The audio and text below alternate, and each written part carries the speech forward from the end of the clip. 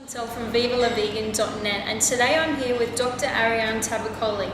She's a doctor from New Zealand and she's going to speak to us today about why she's in Brisbane and the work that she does. How are you, Aryan? Hi Leigh-Chantelle, I'm very well, thank you very That's much. good. And you're a doctor, tell us about that. I'm a doctor, I work in New Zealand and my specialty is respiratory medicine, but for the past 3 years I've been giving talks on the environment and on climate change, and in particular what we can do as individuals, focusing particularly on our dietary choices and how we can have a very positive impact on the environment through making different dietary choices. Yeah, it's such a simple thing that a lot of people don't know, isn't it? You know, you can, instead of buying a hybrid car or instead of doing all huge things like that, that's a lot of money. If you just change your diet, it's so easy and you can make an effect like that already.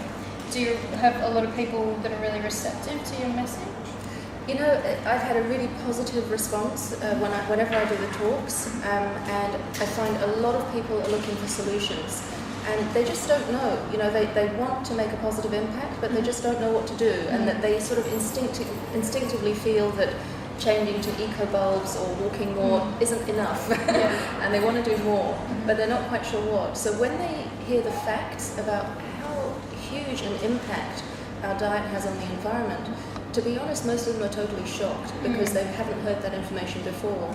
And once they hear the information, a lot of them are ready to make the changes. So I do find that people are ready to change, generally speaking, and they're looking for solutions, and when they hear the information, very often they make a rapid change, whether that's cutting down meat or often just going vegetarian or straight vegan.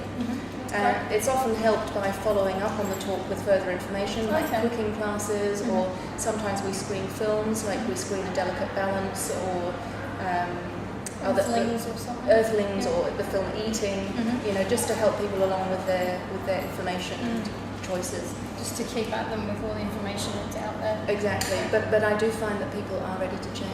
Yeah, I think a lot of people are, aren't they? And like, you know, the consciousness of people coming up to 2012 as well, a lot of people are embracing the things that they need to and trying to get the message out. And you find you've also got some really great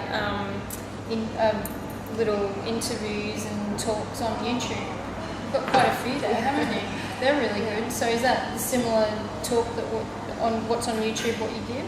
Sure. Well, we held an event in Wellington, New Zealand recently called Today's Choice, Tomorrow's Life, and that was held in front of Parliament in Wellington, and we invited the press, we invited MPs, and there was a big crowd there, and it was all about the impact of our diet on the environment and how we need to be making a transition away from sustainable animal-based practice to sustainable plant-based farming practice. So yeah, there's bits like that, and my talk is also on YouTube that people can access. So you did some talks at Parliament House and you got the press involved?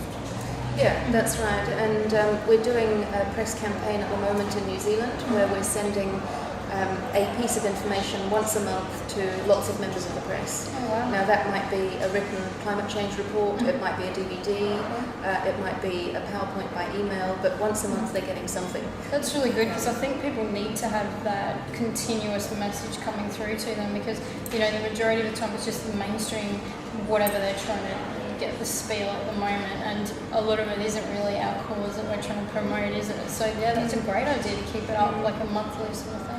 Yeah, we really do need the media to get on board with this, but even if we're not seeing it, it doesn't mean that we rest on our laurels, because I really believe that as individuals, those of us who have some knowledge about the environmental crisis that we're in at the moment, we need to be informing as many people as we can. Yeah. So all the vegetarians, all the vegans who are aware need to be doing this. If we're not aware, then we need to make ourselves aware, and we need to be spreading this information, especially at this critical time. And I think there's a lot of people that are closet vegans, and there's a lot of vegans that don't feel that they know enough or that they can speak enough about things. So just educate yourself, get out there, find more information about whatever you're passionate about, and get it out there to more people. Exactly. The main key is education, and you know, not everyone can be a speaker, and that's absolutely fine. Everyone has different talents. So, like, for example, if someone is good at cooking, then they can cook for their family and friends. They can have potluck dinners and show people how delicious vegan cooking can be, and maybe give some education about the nutritional aspect.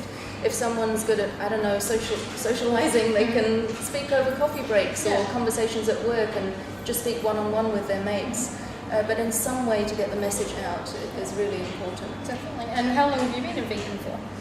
I've been vegan probably only about 3 years. I was vegetarian about 6 years before that. And what made you decide to become a vegan? Well, the reason, perhaps going back a step, the reason I turned vegetarian, for me it was a gradual transition, as I guess it is for a lot of people. But the step that really made me change from one day to the next to becoming fully vegetarian was just after I had my son. I just had a baby, and then my mother was cooking chicks, grilling baby chicks, and I had a look, and suddenly it clicked that, wow, these are babies, I've just had a baby. Like what I just had, So how can I've just had a baby, how can I eat another mother's babies? Exactly. It just suddenly clicked that that's in fact what I was doing. So that was the reason that's how I became vegetarian. And I think becoming vegan was just gradually educating myself and knowing more about the impact of dairy, and then it was very easy. It was very easy to give up. These days it's incredibly easy to be vegan. Yeah, exactly. There's no difficulty, and no excuses. there are so many benefits to it that everyone really needs to know about that option. Well, Aryan, thank you very much for coming to Brisbane and sharing your wisdom with us. And you can have a look at her YouTube videos as well to educate yourself and your friends and family. Thank you very much. Thank you. It's a pleasure. And see vivaLaVegan.net for more interviews.